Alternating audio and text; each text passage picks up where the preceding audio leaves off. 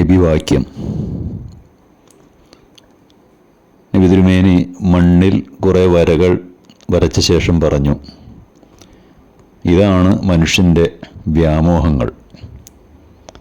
അതിൽ ഒരു വര ചൂണ്ടിക്കാണിച്ചിട്ട് പറഞ്ഞു, ഇതവൻ്റെ ആയുസ്സും.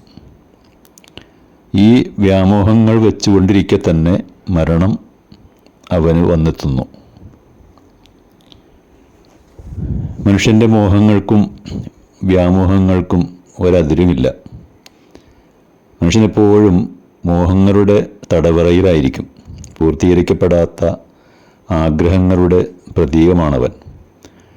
ഒരാഗ്രഹം സാക്ഷാത്കരിക്കപ്പെടുമ്പോൾ പുതിയവ പിറവിയെടുക്കും. അതുകൊണ്ട് തന്നെ സമ്പത്തിനും സൗകര്യങ്ങൾക്കും വേണ്ടിയുള്ള മനുഷ്യൻ്റെ അലച്ചിലുകൾ അവസാനിക്കുന്നില്ല. ആസന്ന മരണനായിരിക്കുമ്പോഴും ഒട്ടേറെ മോഹങ്ങൾ അവനെ വേട്ടയാടിക്കൊണ്ടിരിക്കും. ചിതറിത്തെറിച്ച ആഗ്രഹങ്ങളുമായാണ് പലരും മറമാടപ്പെടുക എന്ന് പ്രവാചകൻ പറയാനുണ്ടായ കാരണവും അതുതന്നെ. അർത്ഥമെത്ര വളരെയുണ്ടായാലും തൃപ്തിയാകാ മനസ്സിനൊരു കാലം, 10 കിട്ടുകിൽ 100 മതിയെന്നും ശതമാകിൽ സഹസ്രം മതിയെന്നും മഹാകവി പൂന്താനം പറഞ്ഞത് ആ അവസ്ഥാന്തരമാണ്. മോഹങ്ങളെ ഉദ്ദീപിക്കുന്നവയിൽ നിന്ന് അകന്നു നിൽക്കുകയാണ് വേണ്ടത്. കുഴപ്പങ്ങൾ നിറഞ്ഞ ലോകത്താണ് നാം ഇന്ന് ജീവിക്കുന്നത്.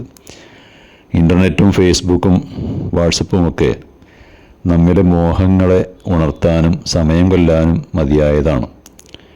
യൂസുഫ് നബി പ്രഭുപത്നിയിൽ നിന്നും ഓടിയകന്നതുപോലെ അവയുടെ കെണിയിൽ നിന്ന് രക്ഷപ്പെടാൻ നമുക്ക് സാധിക്കേണ്ടതുണ്ട്.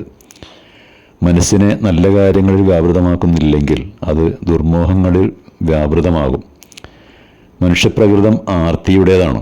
നബി പറഞ്ഞു, മനുഷ്യന് 2 താഴ്വര നിറയെ സ്വർണമുണ്ടെങ്കിൽ 3-ാമതൊന്നുകൂടി കിട്ടാൻ അവൻ കൊതിക്കും. കൂടുതൽ മോഹങ്ങൾ നട്ടുപിടിപ്പിച്ചാൽ മനസ്സ് കൂടുതൽ മോഹിക്കും. അല്പം കൊണ്ട് തൃപ്തിപ്പെടാൻ പ്രേരിപ്പിച്ചാൽ മനസ്സ് അതിന് പാവപ്പെടുകയും ചെയ്യും. ഒരു നബിവാക്യത്തിൽ പറഞ്ഞതുപോലെ വിശ്വാസിയുടെ കാര്യം അത്ഭുതം തന്നെ.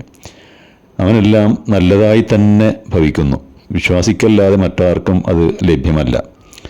സന്തോഷദായകമായത് സംഭവിച്ചാൽ അവൻ ദൈവത്തോട് നന്ദിയുള്ളവനാവും. അതവന് നന്മയായി ഭവിക്കും. വല്ല പ്രയാസവും നേരിട്ടാൽ അവൻ ക്ഷമിക്കും. അതും അവന് നന്മയായി ഭവിക്കുന്നു. പ്രയാസത്തെ ക്ഷമ കൊണ്ടും അനുഗ്രഹത്തെ നന്ദി കൊണ്ടും അനുഗ്രഹമാക്കുന്നവനാണ് വിശ്വാസി എന്ന ഈ പ്രവാചകാധ്യാപനം ആ സംതൃപ്തിയുടെ അളവുകോലാണ്.